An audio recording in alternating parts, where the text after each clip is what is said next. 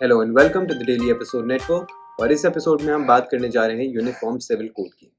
Supreme court ने centre से कहा है कि आपको यूनिफॉर्म सिविल कोड पे एक पिटिशन का जवाब देना है कि आप इसको इम्प्लीमेंट कर सकते हैं या नहीं।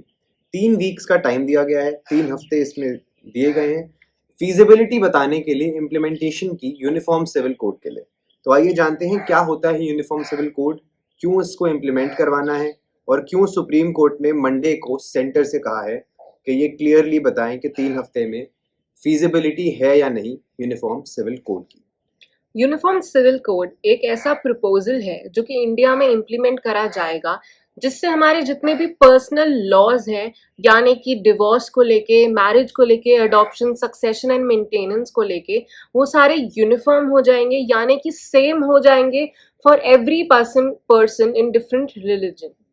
सो बेसिकली आप किसी भी रिलीजन से हों, आपके लिए लॉज एक ही होंगे जो सिविल लॉज हैं, ताकि आपको गवर्न करा जा सके एक बहुत ही सिंपल तरीके से, ताकि आपका adoption, marriage, divorce, succession, maintenance के लॉज एक रहें। एक बेंच है सुप्रीम कोर्ट की जो कि कंप्राइज करती है chief justice of India mister you Lalit, justice S Ravindra Bhatt, जो डील कर रही है इस बैच के पिटिशन से जो सीक करते हैं यूनिफॉर्मिटी लॉज में, एज के लॉज में, मैरिज की एज हो, ग्राउंड्स ऑफ डिवोर्स हो, सक्सेशन हो, अडॉप्शन हो, गार्डियनशिप हो, मेंटेनेंस हो। जब वो एक सब इन सबको एक साथ देखा जाता है तो these are all the facets of uniform civil code. And basically these petitions are seeking common grounds for marriage, divorce, adoption, succession and maintenance laws. What is the difference between all of these? They are all facets of uniform civil code. ये bench ने कहा Monday को अपने response में। इसी के अलावा एक कॉम्प्रिहेंसिव रिस्पॉन्स जो है वो फाइल किया जाएगा यूनियन गवर्नमेंट के द्वारा in respect of all these issues, और इस बैच ऑफ पिटिशन के लिए ये भी कहा गया है सुप्रीम कोर्ट में। एक क्लच ऑफ प्लीज फाइल की गई हैं एक लॉयर और Bharatiya Janata Party leader Mister Ashwini Kumar Upadhyay के द्वारा, और एक और पिटिशनर मिस और मिसेस लुबना कुरैशी के द्वारा, जिन्होंने पॉइंट करा है anomalies various laws of divorce, marriage, succession, adoption और मेंटेनेंस में, क्योंकि वो अलग अलग रिलीजन के लॉज हैं। तो क्या एक्चुअली में अलग अलग रिलीजन के अलग अलग लॉज होने चाहिए? Well, it doesn't make complete sense to me. Let us सी।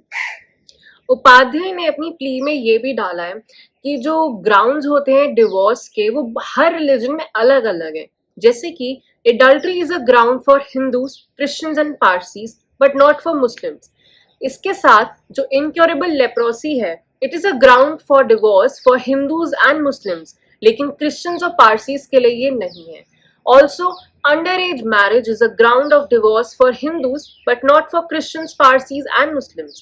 अगर हम अडॉप्शन की बात करें तो हिंदू लॉ में ही एक ऐसा कोडिफाइड लॉ है जिसके अंडर जो अडॉप्टेड चाइल्ड है उसके पास पूरा राइट है वो प्रॉपर्टी इनहेरिट करने का, और उसको बायोलॉजिकल चाइल्ड भी रिकॉग्नाइज करा जाएगा। लेकिन ये केस अगर हम देखें तो मुस्लिम्स, क्रिश्चियंस और पारसीज में सेम नहीं है। उन्होंने ये भी बोला कि जो उनकी पिटिशन है वो ये चाहती है कि जितने भी रिलीजन है उसमें औरतों को एक इक्वल ट्रीटमेंट दिया जाए और उनके फंडामेंटल राइट्स वायलेट ना हो। तो ये बहुत ही ज़्यादा इम्पॉर्टेंट है कि आप किसी के भी फंडामेंटल राइट्स को प्रोटेक्ट करें, चाहे वो यूनिफॉर्म सिविल कोड लाके ही क्यों ना हो। आपको डिवोर्स के और मैरिज के सारे ही पिटिशन के थ्रू ग्राउंड्स इक्वल रखने चाहिए, जो कि पिटिशंस भी कह रही हैं, ताकि आप बेसिकली अगर कभी भी कोई भी इंसान, कोई भी, चाहे वो मेल हो या फीमेल हो, किसी भी रिलीजन से हो, if they are unhappy in their marriage, if they are unhappy with their succession laws, they can have a common ground to go to, and a common ground is very important in matters like these. Also, the bench has said that we are considering what response the center will file and what kind of judicial process we can issue in this matter. We might issue a mandamus, और mandamus के बारे में हम जानते हैं कि वो एक ऐसी बेसिकली रिट है कि जिससे कोर्ट इशू कर सकता है किसी भी सेंटर को, किसी भी गवर्नमेंट को या किसी लोअर कोर्ट को अपने ऑर्डर से कंप्लाई करने के लिए। और सुप्रीम कोर्ट ने कहा है कि वो मैंडेमस इशू कर इस बात से कंप्लाई भी करवा सकते हैं कि सेंटर को रिस्पॉन्स देना पड़ेगा about the uniform civil code and how feasible it is and how implementable it is. Also appearing for the center, Solicitor General Tushar Mehta has said that it will essentially be a question of law. If need be, we will put the reply in 3 weeks, and that is what we're waiting for right now. इस plea को oppose करने के लिए बहुत सारी अलग अलग petitions भी फाइल हुई हैं, जैसे कि all India Muslim personal law board और एक मुस्लिम वुमेन अमीना शेरवानी ने इंटरवेंशंस फाइल करे हैं कि जो यूसीसी है इसको लाने के अटेम्प्ट्स बहुत बारी हो गए हैं बैकडोर से.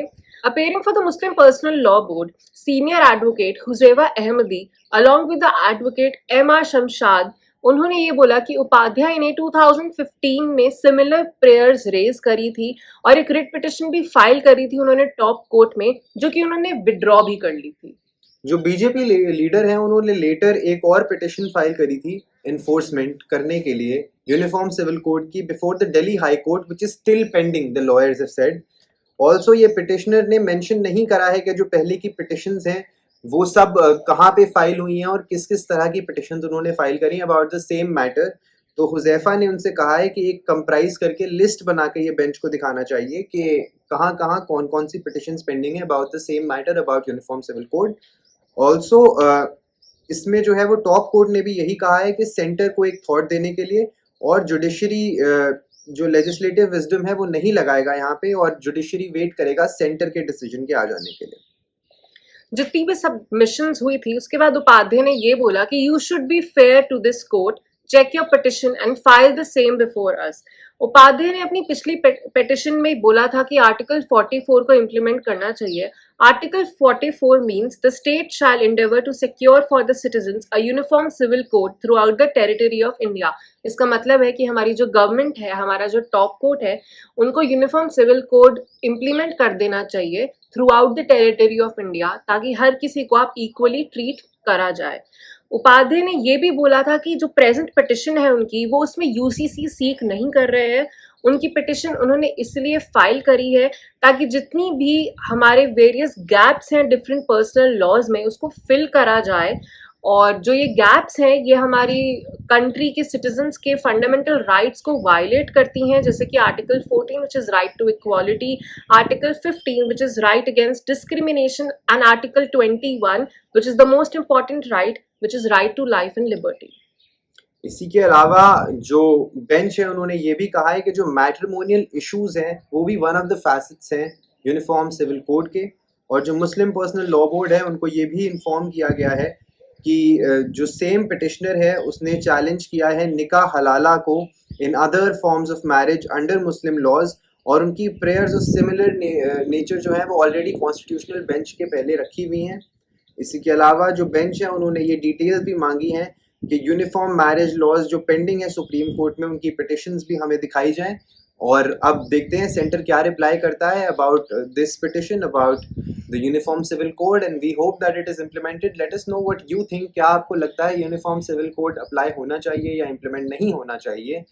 आप कमेंट में हमें ज़रूर बताइए. Leave a like on this video अगर आपको इससे कुछ सीखने को मिला हो. Share it amongst your friends और उन्हें भी अवेयर करिए आजकल के इश्यूज़ के बारे में. और चैनल को सब्सक्राइब कीजिए. Thank you for watching.